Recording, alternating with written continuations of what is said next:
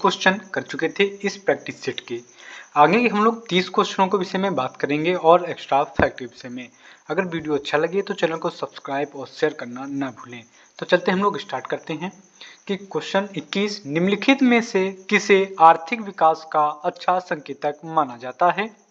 आपके option A कर्ज में लगातार बढ़ोतरी, बी अंतर्राष्ट्रीय व्यापार में लगातार वृद्धि, सी जनसंख्या में लगातार वृद्धि या डी सकल घरेलू उत्पाद में लगातार बढ़ोतरी।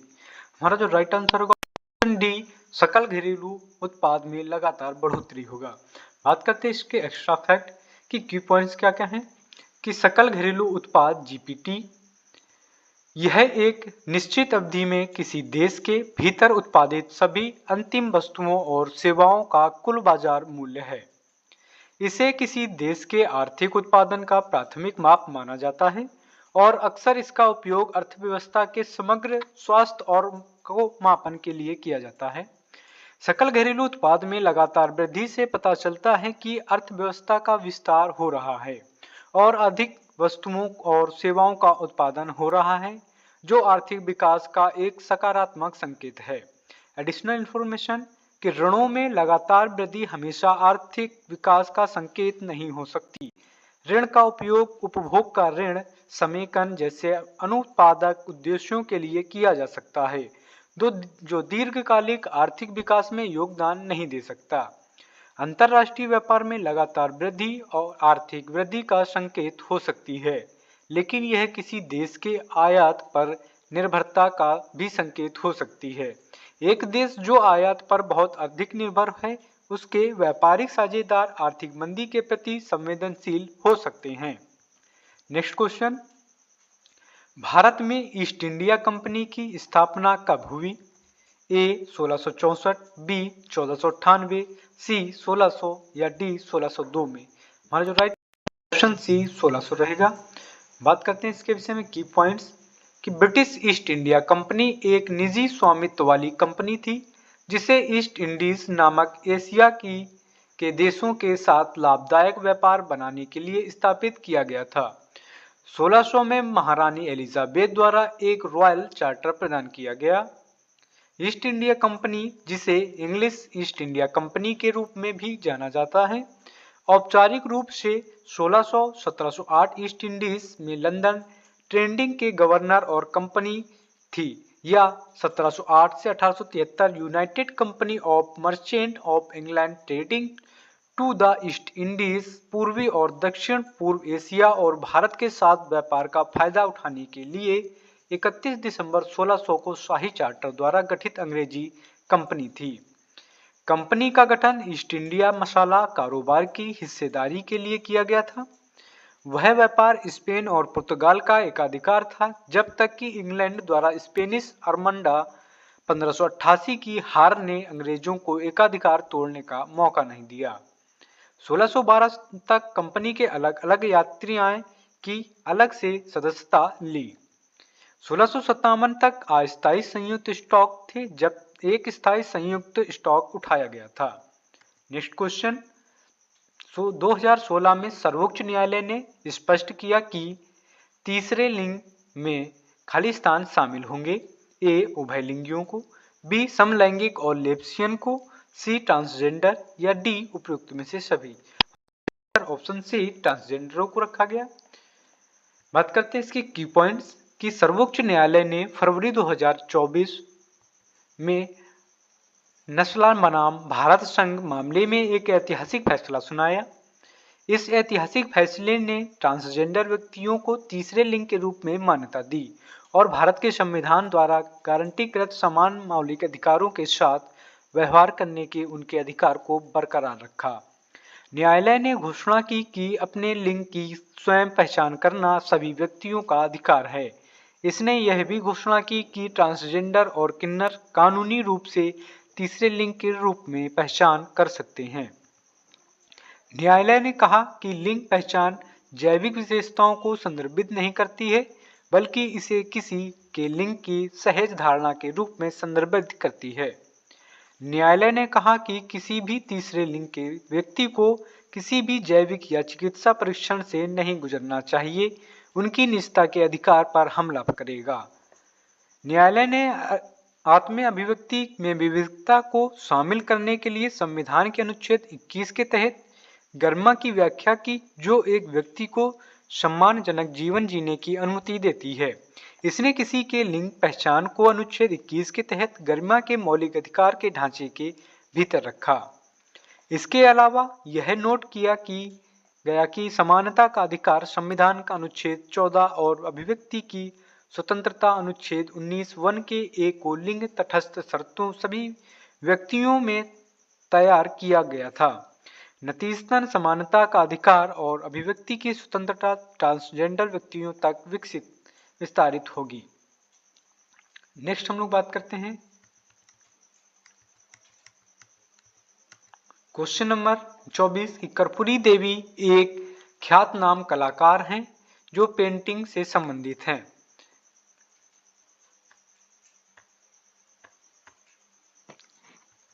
Option A Madhubani, B Warli, C Kalamkari या डी तंजौर। हमारा जो राइट ऑप्शन ए मधुबनी होगा। बात करते हैं इसके की पॉइंट्स कि कर्पूरी देवी एक भारतीय लोक कलाकार थी जिन्होंने मधुबनी कला परंपरा में चित्रकला की, सुन्नी परंपरा में कपड़ा कला का निर्माण किया। वह कलाकारों की शुरुआती पीढ़ी से संबंधित थी जिन्होंने आलोचनात्मक और व्यावसायिक सफलता के साथ मधुबनी कला को बेचा और उनका काम भारत के साथ साथ जापान, ऑस्ट्रेलिया और संयुक्त राज्य अमेरिका में संग्रह में संग्रहित किया गया। इंपॉर्टेंट पॉइंट्स यानी मधुबनी चित्रकला जिसे मिथिला चित्रकला के नाम से भी जाना जाता है, लोक कला की एक पारंपरिक और जटिल शैली है जो बिहार के मिथिला क्षेत्र से उत्पन्न हुई है। चित्रों की विशेषता उनके जीवंत रंग, ज्यामितीय आकृति और प्राकृतिक रंगों का उपयोग है। एडिशनल इंफॉर्मेशन, वर्ली चित्रकला की बात करें तो वर्ली चित्रकला एक जनजातीय कला रूप है जिसकी उत्पत्ति महाराष्ट्र के उत्तरी सह्याद्री श्रेणी से हुई थी। वर्ली जनजातीय भारत की सबसे बड़ी जनजातियों में से एक है। चित्रकला की अपनी अनूठी शैली के लिए जानी जाती है जो सरल प्रतीकात्मक और ज्यामितीय आकृतियों का उपयोग करके जनजाति के दैनिक जीवन, रीति रिवाजों और मान्यताओं को दर्शाता है। कलमकारी चित्रकला, कलमकारी एक प्रकार का हाथ से चित्रित सूती कपड़ा है जो भारत के आंध्र प्रदेश राज्य में उत्पादित होता है। कलमकारी शब्द एक फारसी शब्द से लिया गया है जहां कलाम का अर्थ कलम है और शिल्प कौशल को संदर्भित करता है। कलमकारी में केवल प्राकृतिक रंगों का उपयोग किया जाता है जिसमें 23 चरण शामिल हैं। भारत में कलमकारी कला की दो विशिष्ट शैलियां हैं, मछलीपट्टनम और शैली और श्रीकाराहस्ती शैली है। तंजौर चित्रकला की बात करें तो तंजौर चित्रकला जिसे तंजावुर चित्रकला के रूप में भी जाना जाता है, एक शास्त्रीय दक्षिण भारतीय चित्रकला शैली है जिसकी उत्पत्ति तमिलनाडु के तंजौर, अंग्रेजी में तंजौर के रूप में शहर में हुई थी। इसकी विशेषता इसके समृद्ध और ज्वलंत रंग, सरल प्रतिष्ठित संरचना, नाजुक लेकिन व्यापक गेसों वर्क पर मुड़ी हुई चमकदार सोने की पन्नी और कांच की मोतियों और टुकड़ों या बहुत कम कीमती और अर्ध कीमती रत्नों की जड़ाई है। नेक्स्ट क्वेश्चन, शहबाज शरीफ पाकिस्तान के खालिस्तान में प्रधानमंत्री बने। ए 18वें, बी 22वें, सी 24वें या डी 26वें। हमारा जो राइट आंसर सी 24वें रहेगा। इसके विषय में बात करते हैं कि न्यूज़ में है कि शहबाज शरीफ दूसरी बार पाकिस्तान के प्रधानमंत्री बन गए हैं जिससे देश के 24वें पीएम के रूप में उनकी भूमिका सुदृढ़ हो गई है। की पॉइंट्स, नेशनल असेंबली में 201 मतदानों के साथ उनकी जीत सरकार के प्रमुख के रूप में उनकी स्थिति को सुदृढ़ करती है। शहबाज शरीफ ने अपने विजय भाषण के दौरान पाकिस्तान की अर्थव्यवस्था को पुनर्जीवित करने और आतंकवाद को खत्म करने की अपनी प्रतिबद्धता पर बल दिया है। उन्होंने गठबंधन सरकार का नेतृत्व करने की अनुमति देने में विश्वास और समर्थन के लिए अपने बड़े भाई नवाज शरीफ और सहयोगियों का आभार व्यक्त किया है। चुनाव परिणाम, शहबाज को अपने प्रतिद्वंदी अमर अयूब खान के खिलाफ महत्वपूर्ण बहुमत हासिल करना उनके नेतृत्व में रखे गए विश्वास को दर्शाता है। समानता के सिद्धांतों के आधार पर पड़ोसी देशों के साथ सौंदर्यपूर्ण संबंध बनाए रखने की शहबाज शरीफ की प्रतिज्ञा क्षेत्रीय स्थिरता के उद्देश्य से एक राजनयिक दृष्टिकोण का संकेत देती है। नेक्स्ट क्वेश्चन, एलक्काराड़ी नृत्य मुख्य रूप से निम्नलिखित में से किस राज्य से किया जाता है? A Chhattisgarh, B Kerala, C Odisha, D Manipur. हमारा जो right answer option B Kerala रहेगा। बात करते हैं इसके विषय में कि की पॉइंट्स। लक्काराड़ी एक जनजातीय नृत्य है जो भारत के केरल राज्य में स्थित पलक्कड़ जैसे जिलों में सामान्य है। यह एक संपूर्ण सामुदायिक नृत्य है जो महिलाओं, पुरुषों और बच्चों द्वारा किया जाता है। लक्काराड़ी का विषय भालू के खिलाफ लोगों की लड़ाई से संबंधित है। लक्काराड़ी में प्रयुक्त वाद्ययंत्र ड्रम और लक्काराड़ी में प्रतिभागियों द्वारा वीरता का माहौल बनाया जाता है। कथकली की बात करें, केरल का सबसे प्रसिद्ध नृत्य नाटक कथकली है। कथकली शब्द का शाब्दिक अर्थ कथा नाटक है। यह अपने बड़े विस्तृत श्रृंगार और वेशभूषा के लिए जाना जाता है। कुरुम्बकली नृत्य प्रदर्शन कुरुम जनजाति द्वारा विवाह के अवसरों पर आयोजित किया जाता है।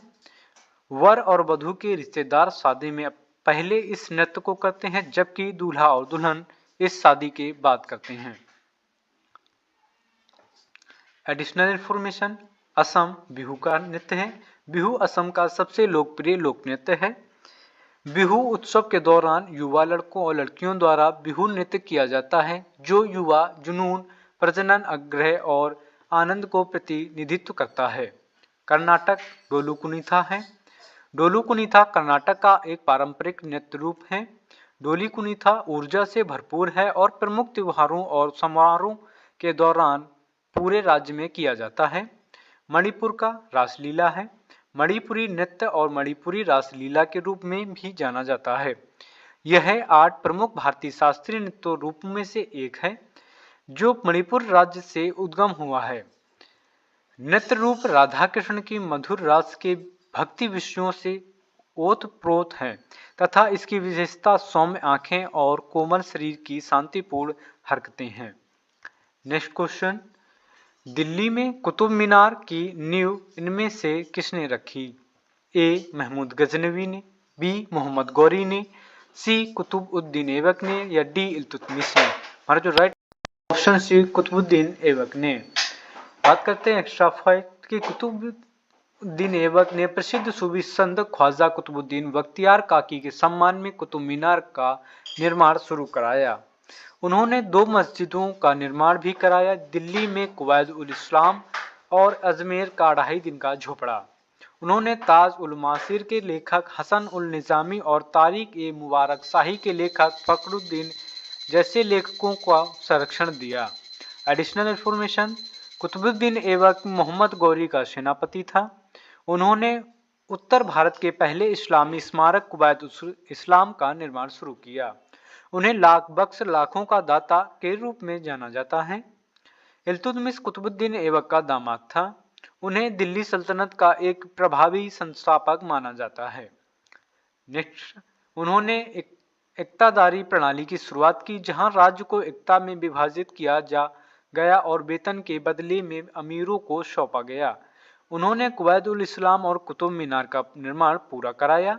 मोहम्मद गौरी दक्षिण एशिया में खुद साम्राज्य का विस्तार किया और सदियों के मुस्लिम शासन की नींव रखी।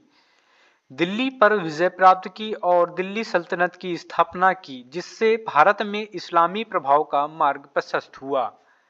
महमूद गजनवी भारत पर अपने सहस्त्र लूटपाट हमलों, विशाल धन और खजाने को जब्त करने के लिए कुख्यात प्राप्त की।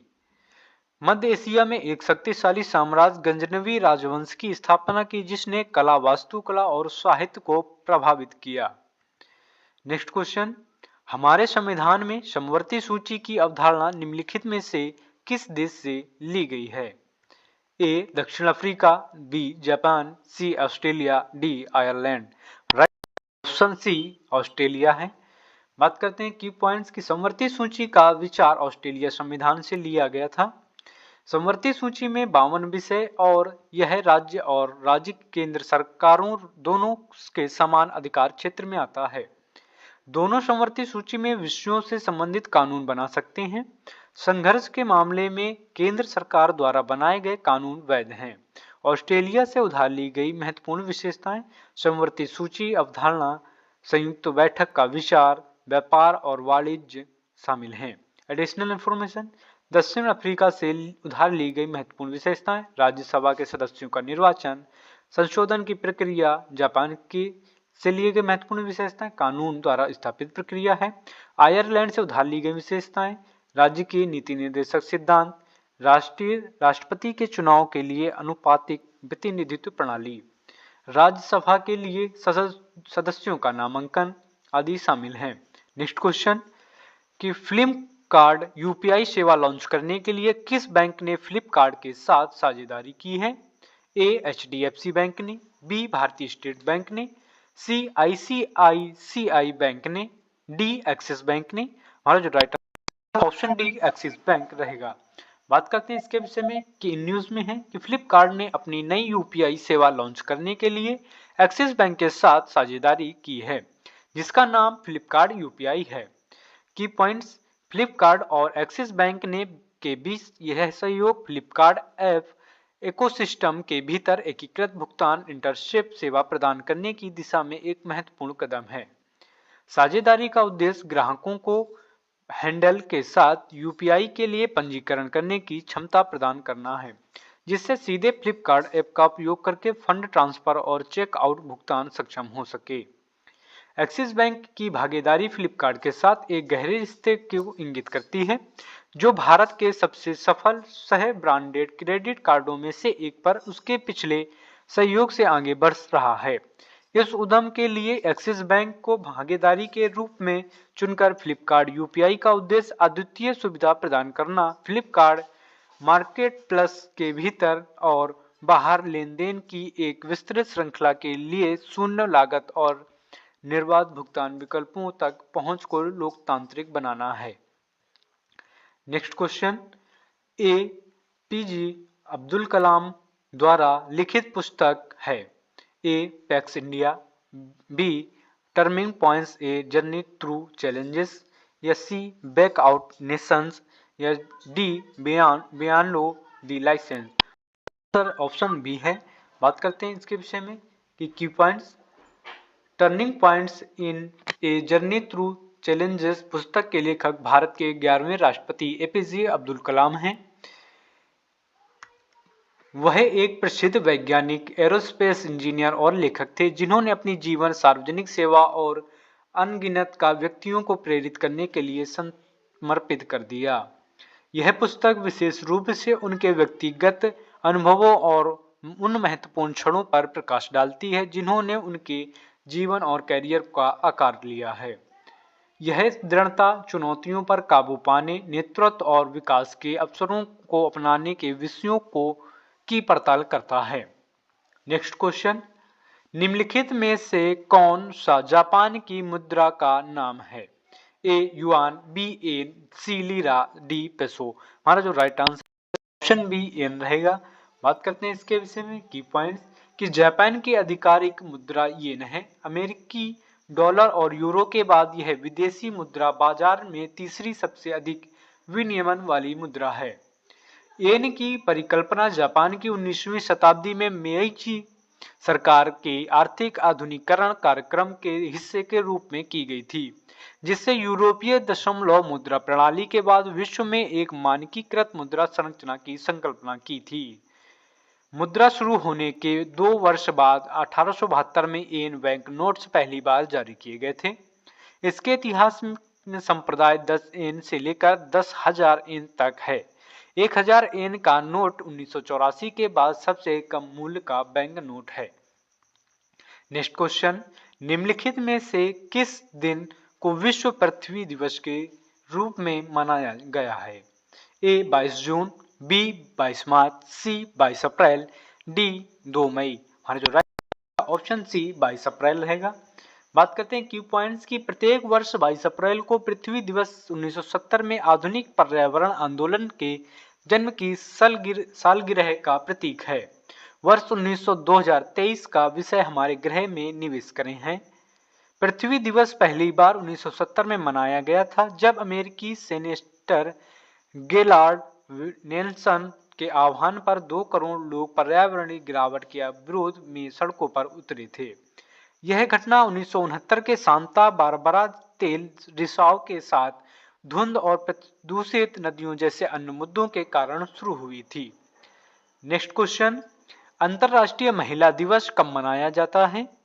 ए 8 मार्च, बी 9 जनवरी, सी 7 अप्रैल, डी 27 मई। आंसर ऑप्शन ए 8 मार्च को। बात करते हैं इसके विषय में।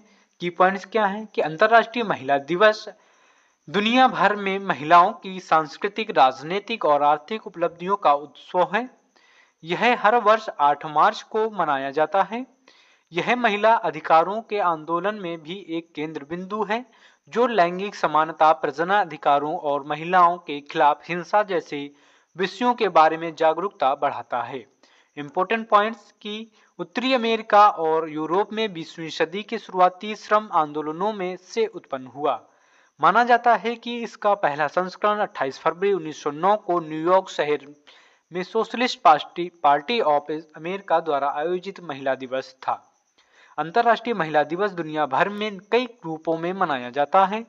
कुछ देशों में यह एक सार्वजनिक अवकाश है और यह सामाजिक और राजनीतिक रूप में मनाया जाता है। अंतर्राष्ट्रीय महिला दिवस दुनिया भर में कई तरीकों से मनाया जाता है। कुछ देशों में यह एक राष्ट्रीय अवकाश है, जबकि अन्य में यह सामाजिक या स्थानीय रूप से मनाया जाता है। संयुक्त राष्ट्र महिलाओं के अधिकारों से संबंधित एक विशिष्ट प्रकरण, आंदोलन या विषय के आधार पर इस दिन मनाया जाता है।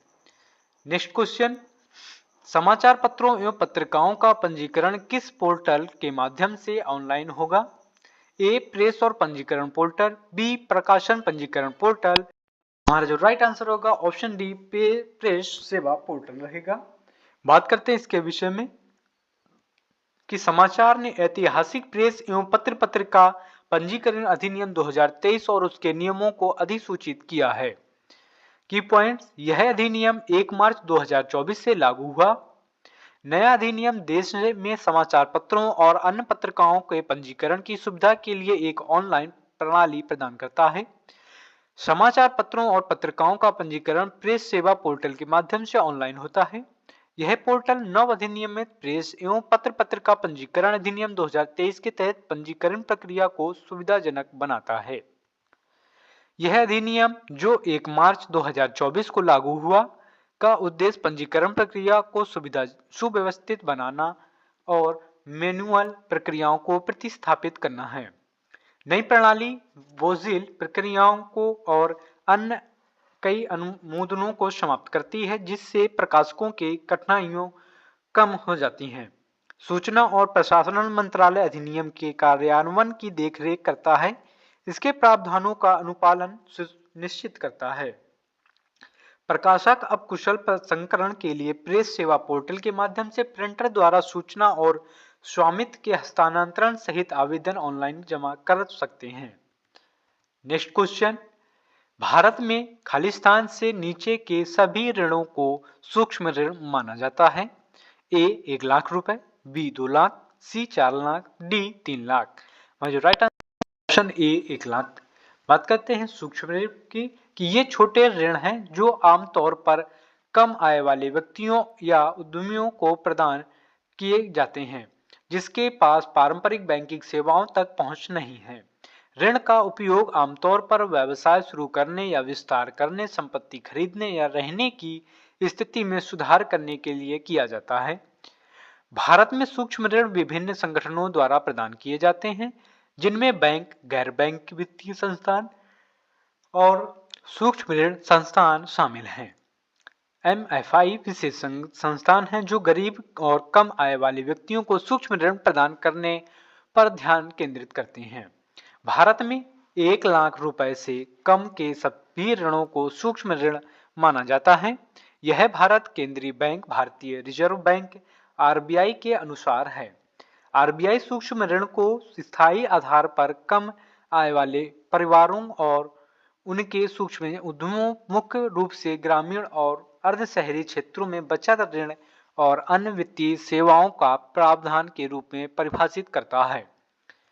नेक्स्ट क्वेश्चन कि विश्व के जलभृतों में खाली स्थान से थोड़ा कम मीठे पानी का भूजल के रूप में संग्रहित किया जाता है।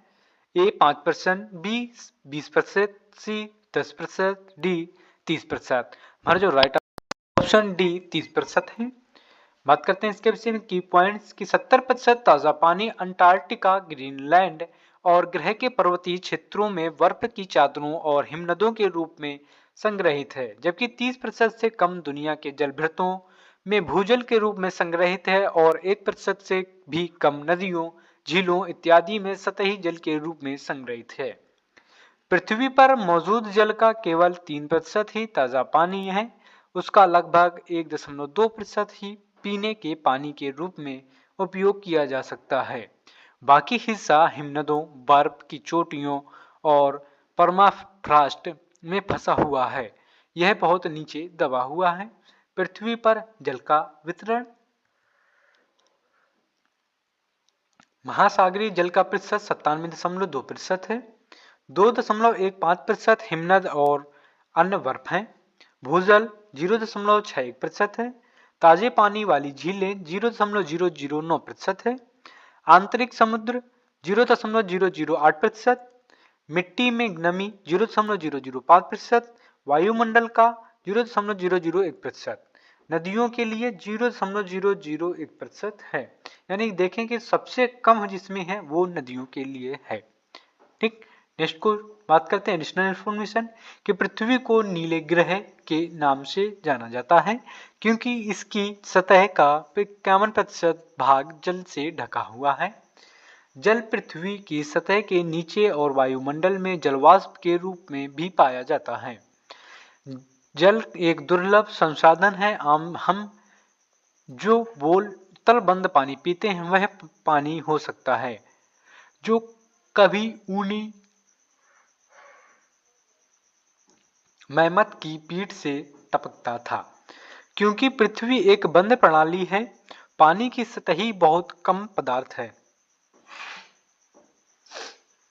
कभी बाहर निकलता है या कभी वायुमंडल में प्रवेश करता है। अरबों साल पहले जो पानी मौजूद था वह आज भी मौजूद है। दूसरी ओर जल विज्ञान चक्र पृथ्वी की जल आपूर्ति को सौंप और बहाल करता है। नेक्स्ट क्वेश्चन, भारत सरकार एक स्वास्थ्य योजना आयुष्मान भारत योजना प्रदान कर रही है। इस प्रकार सरकारी प्रयास राज्य के नीति निर्देशक सिद्धांतों के अंतर्गत आते हैं कि अनुच्छेद 48 में, अनुच्छेद 46 में, अनुच्छेद 47 या अनुच्छेद 45 में। हमारा जो राइट आंसर सी अनुच्छेद 47 में। बात करते हैं इसके विषय में कि अनुच्छेद 47 में कहा गया है कि सार्वजनिक स्वास्थ्य में सुधार करना और सभी नागरिकों को चिकित्सा सहायता प्रदान करना राज्य का कर्तव्य है। आयुष्मान भारत योजना भारत सरकार द्वारा 2018 में शुरू की गई एक योजना है जिसका उद्देश्य कमजोर परिवारों और व्यक्तियों को स्वास्थ्य बीमा कवरेज प्रदान करना है। यह एक राष्ट्रव्यापी सार्वजनिक स्वास्थ्य बीमा कार्यक्रम है जिसे देश के कम आय वाले नागरिकों को स्वास्थ्य बीमा कवरेज तक निःशुल्क पहुंच प्रदान करने के लिए डिजाइन किया गया है। लगभग 50% जनसंख्या इस कार्यक्रम के लिए पात्र है। विशेष देखभाल या अस्पताल में भर्ती होने की आवश्यकता वाले व्यक्तियों के लिए यह निःशुल्क माध्यमिक और तृतीय स्वास्थ्य देखभाल प्रदान करता है। एडिशनल इंफॉर्मेशन अनुच्छेद 45 कि राज्य सभी बच्चों को 14 वर्ष की आयु पूरी करने तक निःशुल्क और अनिवार्य शिक्षा प्रदान करने का प्रयास करेगा। यह खंड यह गारंटी देने के प्रति समर्पण दर्शाता है कि भारत में सभी बच्चों को बुनियादी शिक्षा तक पहुंच मिले और प्रारंभिक शिक्षा का सार्वभौमिकरण हो। अनुच्छेद 46 राज्य समाज के कमजोर वर्गों के शैक्षिक और आर्थिक हितों को बढ़ावा देगा।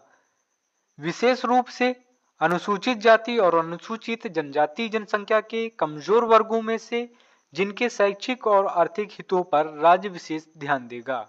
अनुच्छेद 48 राज्य कृषि एवं पशुपालन को आधुनिक एवं वैज्ञानिक आधार पर व्यक्तिगत व्यवस्थित करने का प्रयास करेगा। राज्य नस्लों के संरक्षण और सुधार के लिए कदम उठाएगा और गायों, बछड़ों और अन्य दुधारू और वाहक मवेशियों के वध पर रोक लगाएगा। नेक्स्ट क्वेश्चन कि नुआखाई एक फसल उत्सव है, भारत में मुख्य रूप से निम्नलिखित में से किस राज्य में मनाया जाता है? ए तेलंगाना में, बी मेघालय, सी असम या डी ओडिशा में। ऑप्शन डी ओडिशा में बात करेंगे। इसके की पॉइंट्स कि नुआखाई एक फसल उत्सव मुख्य रूप से ओडिशा में मनाया जाता है। यह त्योहार हिंदू कैलेंडर के अनुसार भाद्रपद यानी अगस्त सितंबर महीने के शुक्ल पक्ष के 5वें दिन मनाया जा गया है। यह मौसम के नए चावल के स्वागत के लिए मनाया जाता है। नुआखाई शब्द ओडिशा शब्द नुआ से बना है, जिसका अर्थ नया और खाई का अर्थ है भोजन।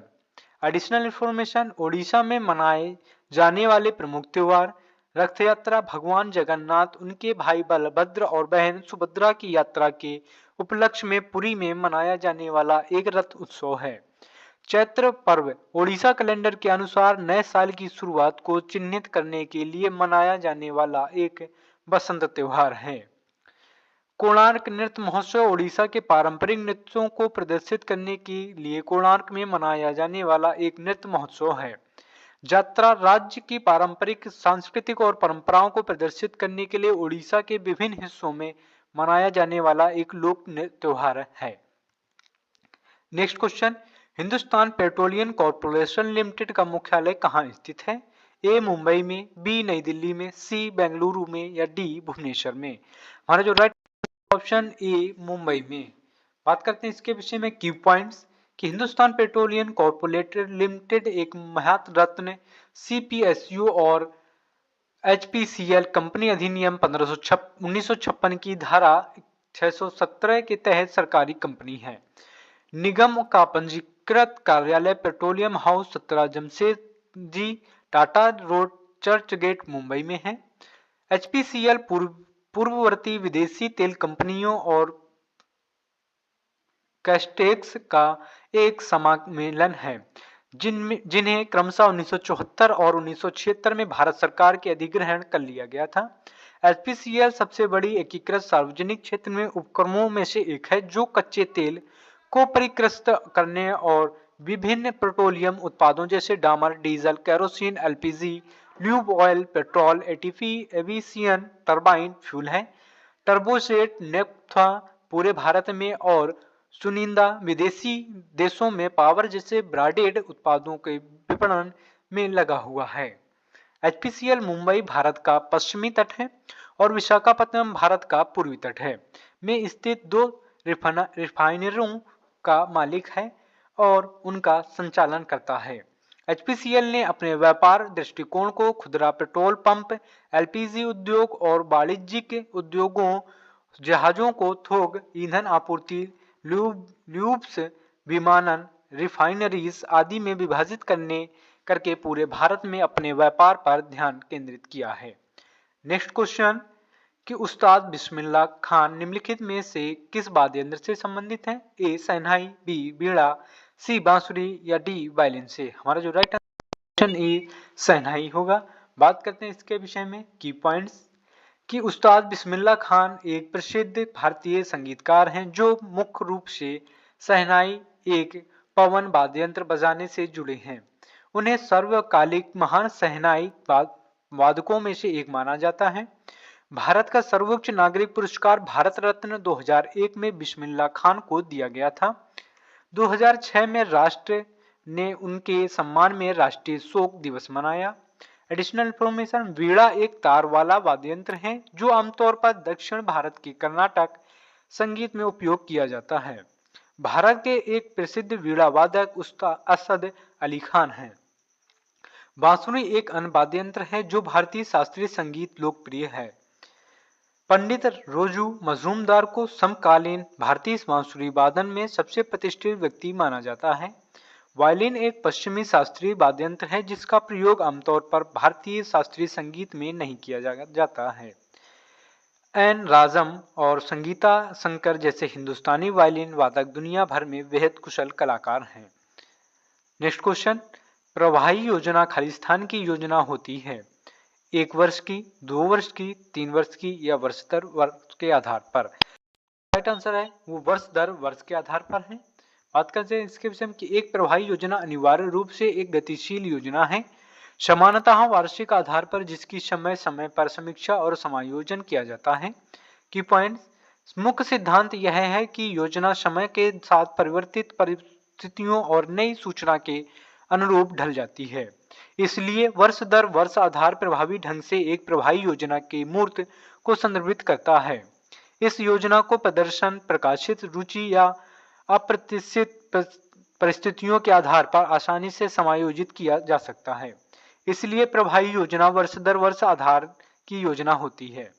नेक्स्ट क्वेश्चन, भारत रत्न विजेता भूपेन हजारिका निम्नलिखित क्षेत्रों में से किस से संबंधित है? ए कला से, बी खेल से, सी राजनीति से या डी अर्थशास्त्र से। हमारा जो राइट ऑप्शन ए कला से होगा।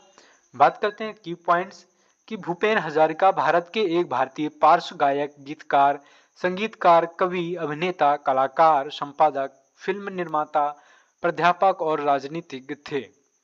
उन्हें व्यापक रूप से सुधा कंठ के नाम से जाना जाता था और उनके गीत मुख्य रूप से असमिया भाषा में लिखे गए थे, जो मानवता और सार्वभौमिक भाईचारे से चिन्हित है और कई भाषाओं में अनुवादित और किए गए हैं, विशेष रूप से बंगाली और हिंदी में हैं। सांप्रदायिक सौंदर्य, सौहार्द, सार्वभौमिक न्याय और सहानुभूति के विषयों पर आधारित उनके गीत असम के लोगों के बीच विशेष रूप लोकप्रिय हैं।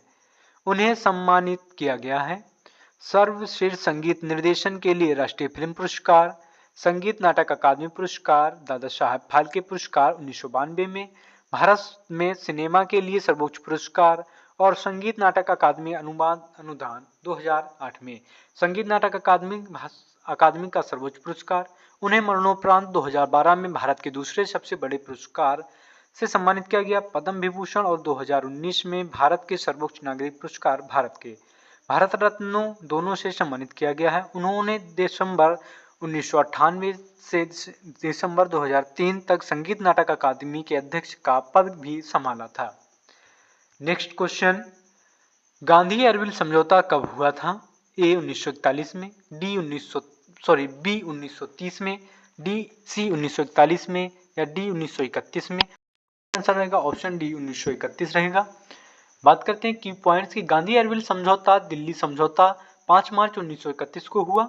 उदारवादी राजनेता तेज बहादुर सप्रू और जयशंकर के महात्मा गांधी और सरकार के बीच सामंजस्य बिठाने के प्रयास शुरू किए गए।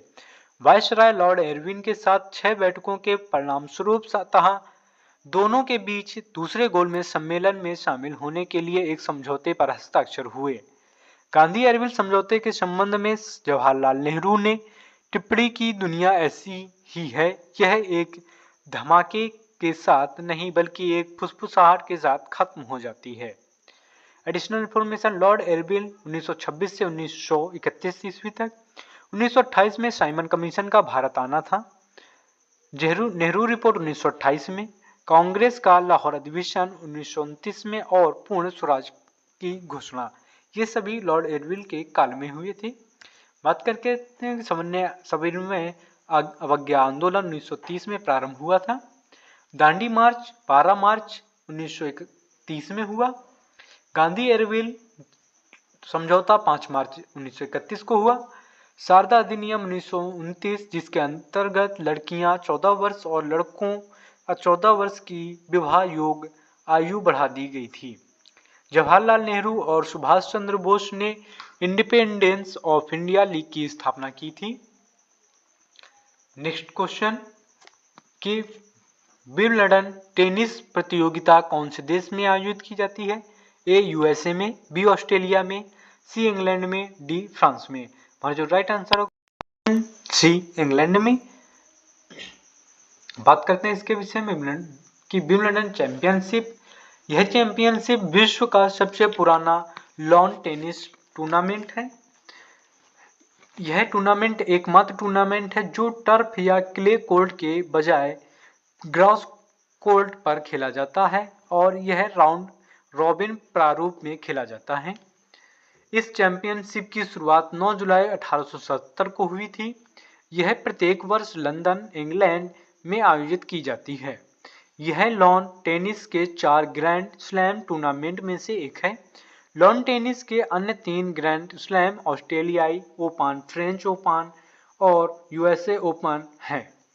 विंबलडन टूर्नामेंट परंपरागत रूप से प्रत्येक वर्ष जून के अंत और जुलाई की शुरुआत में 2 सप्ताह तक लंदन में होता है, जो जून के आखिरी सोमवार को शुरू होता है और उसी दिन पुरुष एकल और महिला फाइनल के साथ समाप्त होता है।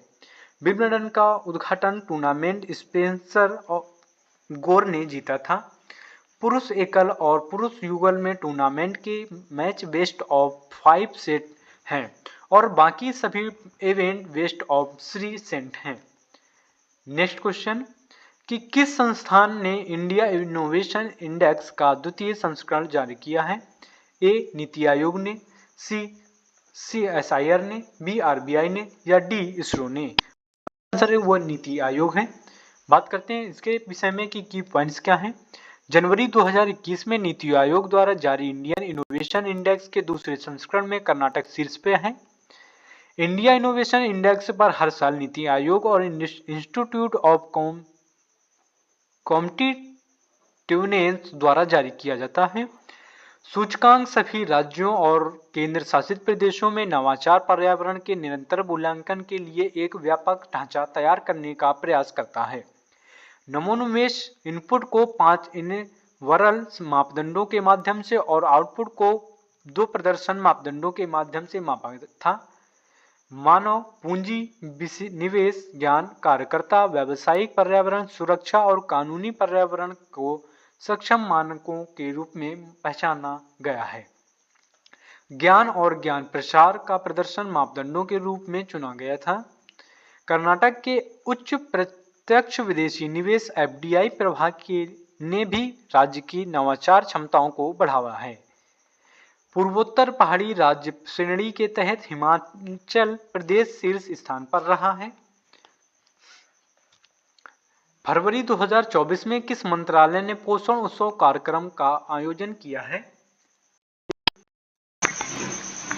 ए महिला एवं बाल विकास मंत्रालय, बी उपभोक्ता मामले एवं खाद्य और सार्वजनिक वितरण मंत्रालय ने, सी खाद्य प्रसंस्करण उद्योग मंत्रालय ने, डी सामाजिक न्याय और आधिकारिक मंत्रालय ने। हमारा जो राइट आंसर रहेगा महिला एवं बाल विकास मंत्रालय रहेगा।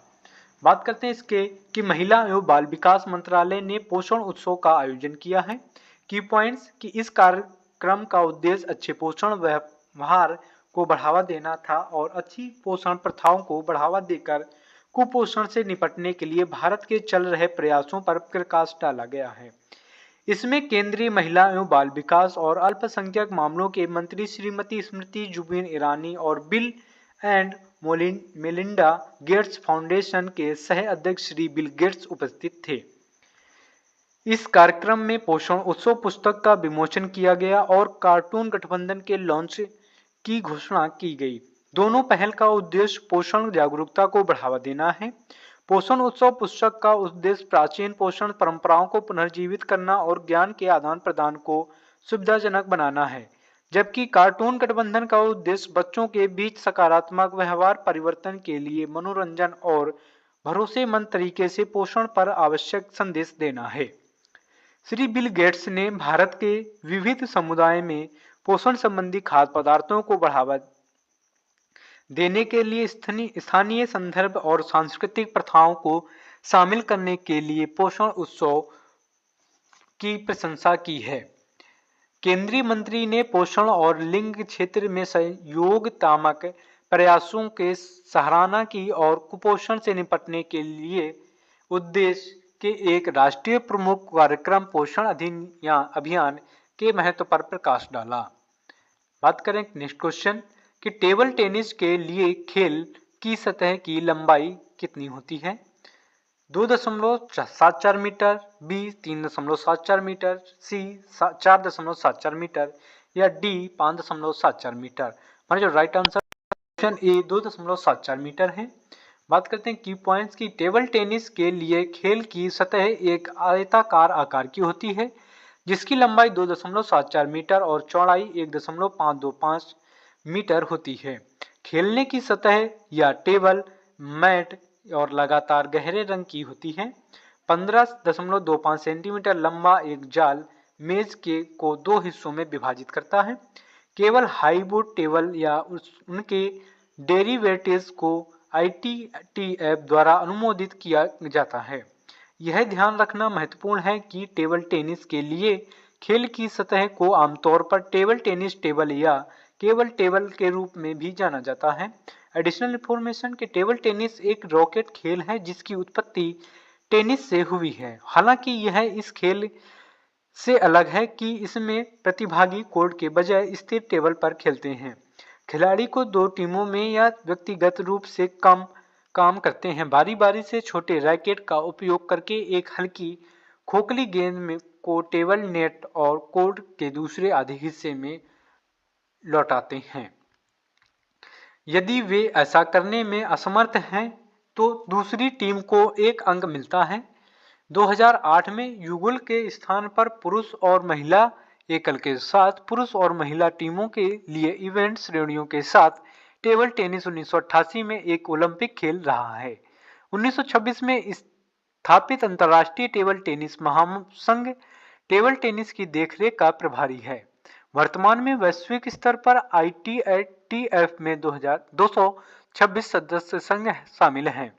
नेक्स्ट क्वेश्चन, प्रसिद्ध कटक रूपा तरकाशी शिल्पर फिलिग्री के ने हाल ही में भौगोलिक संकेत GI टैग अर्जित किया है। यह किस भारतीय राज्य में स्थित है? ए गुजरात में, बी ओडिशा में, सी केरल में या डी महाराष्ट्र में। हमारा जो right answer option B Odisha रहेगा। बात करते हैं कि ओडिशा राज्य से प्रसिद्ध कटक रूपा तरकाशी सिल्वर फिलिग्री ने भौगोलिक संकेत GI टैग अर्जित किया है। की पॉइंट्स, कटक रूपा तारकाशी या सिल्वर फिलिग्री जो शास्त्रीय आभूषणों में अपने बेहतरीन शिल्प कौशल और शानदार डिजाइन के लिए जाना जाता है, कटक का एक हस्तशिल्प है। कटक रूपा तरकाशी के अद्वितीय सांस्कृतिक और ऐतिहासिक महत्व को पहचानते हुए चेन्नई में भौगोलिक संकेत रजिस्ट्री द्वारा GI टैग प्रदान किया गया था। ऐतिहासिक अभिलेखों से पता चलता है कि फिलिग्री की तकनीकी लगभग 500 साल पहले संभवतः समुद्री व्यापार के माध्यम से फारस से इंडोनेशिया के माध्यम से कटक में लाई गई थी। नेक्स्ट क्वेश्चन, शिवसमुद्रम जलप्रपात किस नदी पर स्थित है? ए कृष्णा में, बी गोदावरी, सी तापी या डी कावेरी में। हमारा जो right answer option D Kaveri है। बात करते हैं इसके की प्रमुख बिंदु। शिवसमुद्रम मांड्या के पास चामराजनगार जिले में कावेरी नदी पर एक प्रसिद्ध झरना है। शिवसमुद्रम को मानसून के मौसम के बाद दृश्य आनंद के लिए अवश्य देखना चाहिए। गगना चुक्की और भारा चुक्की दो झरने जो शिवसमुद्रम बनाते हैं, एक ही कावेरी नदी पर होने के बावजूद गगना चुक्की और भारा चुक्की के दर्शन स्थल लगभग 15 किलोमीटर दूर हैं। यहाँ एक अच्छी तरह से बनाए रखा गया है व्यूइंग डेक है जहां आप गगना चुक्की और भारा चुक्की झरने देख सकते हैं। सुंदर हरे पेड़ों से घिरी ऊंची चट्टानी से गिरता नदी का पानी एक आकर्षक छवि और फोटोग्राफर की आनंद को सुनिश्चित करता है। अतिरिक्त जानकारी कि गोकुक झरने, कलहाटी झरने, थेरम झरने और माणिक्यधारा झरने कृष्णा नदी द्वारा उत्पन्न सबसे प्रसिद्ध झरनों में से कुछ हैं। गोदावरी नदी नासिक जिले में पश्चिमी घाट की तलहटी से निकलती है। चूंकि यह गंगा के बाद दूसरी सबसे लंबी नदी है, गोदावरी को अक्सर दक्षिण गंगा के नाम से जाना जाता है। गंगापुर गोदावरी नदी पर बने पहले बांध का स्थल है। यह महाराष्ट्र के नासिक जिले में स्थित है। बांध की लंबाई 3.902 मीटर है और ऊंचाई 36.59 मीटर है। बांध 1965 में बनकर तैयार हुआ था। नेक्स्ट, कि ताप्ती प्रायद्वीपीय भारत की पश्चिम की ओर बहने वाली दूसरी सबसे बड़ी नदी है और इसे नर्मदा की जुड़वां या दासी के रूप में जाना जाता है। इसकी शुरुआत मध्य प्रदेश के मुल्ताई आरक्षित वन में 752 मीटर की ऊंचाई से होती है। कैम्बे की खाड़ी से होते हुए अरब सागर में गिरने से पहले 724 किलोमीटर तक बहती है। ताप्ती नदी और उसकी सहायक नदियां विदर्भ, खानदेश और गुजरात के मैदानी इलाकों के साथ महाराष्ट्र के विशाल हिस्से और मध्य प्रदेश और गुजरात के एक छोटे हिस्से से होकर बहती है। बेसिन का आकार 65,000 वर्ग किलोमीटर है और इसमें मध्य प्रदेश, महाराष्ट्र और गुजरात राज्य शामिल हैं। नेक्स्ट क्वेश्चन और लास्ट क्वेश्चन कि फुटबॉल में गोल लाइन और पेनल्टी स्टॉप के बीच की दूरी कितनी होती है? ए 11 गज, बी 12 गज, सी 10 गज या डी 9 गज। ऑप्शन बी 12 गज है। बात करते हैं की पॉइंट्स कि फुटबॉल में गोल लाइन और पेनल्टी स्पॉट के बीच की दूरी 12 गज होती है। पेनल्टी स्पॉट गोल लाइन से 12 गज की दूरी पर स्थित है और इसका उपयोग पेनल्टी किक के लिए किया जाता है। पेनल्टी किक तब दी जाती है जब कोई टीम अपने पेनल्टी क्षेत्र के अंदर बेईमानी करती है और विरोधी टीम को पेनल्टी स्टॉप से गोल पर फ्री शॉट दिया जाता है। 12 गज की दूरी 19वीं सदी के अंत में स्थापित की गई थी और तब से इसका उपयोग किया जा रहा है। एडिशनल इंफॉर्मेशन कि दंड क्षेत्र की चौड़ाई के लिए 11 गज का उपयोग किया जाता है जो लक्ष्य रेखा से 11 गज तक फैला होता है। एसोसिएशन फुटबॉल पिच के एक क्षेत्र को पेनल्टी क्षेत्र या 18 गज बॉक्स कहा जाता है। कभी कभी इसे कम औपचारिक रूप से पेनल्टी बॉक्स या सिर्फ बॉक्स के रूप में संदर्भित किया जाता है। गेंद को दंड क्षेत्र के अंदर माना जाता है यदि इसका कोई भी भाग क्षेत्र को परिभाषित करने वाली रेखा के किसी भी हिस्से को पार करता है। ये हो गए हमारे 50 क्वेश्चन और इसमें प्रैक्टिस सेट के साथ हमारे एक्स्ट्रा फैक्ट के साथ। अगर वीडियो अच्छा लगे तो चैनल को सब्सक्राइब कर रहे हैं और शेयर करना ना भूलते हैं। मिलते हैं नेक्स्ट प्रैक्टिस सेट में। हम लोग 50 क्वेश्चनों की प्रैक्टिस सेट है, लेकिन वीडियो लेंदी ना हो इसलिए हम लोग 25 क्वेश्चनों की सीरीज चला रहे हैं। ये आपको सभी एग्जामों के लिए बहुत ही महत्वपूर्ण रहेगी। आप लोग इसको देखना ना भूलें।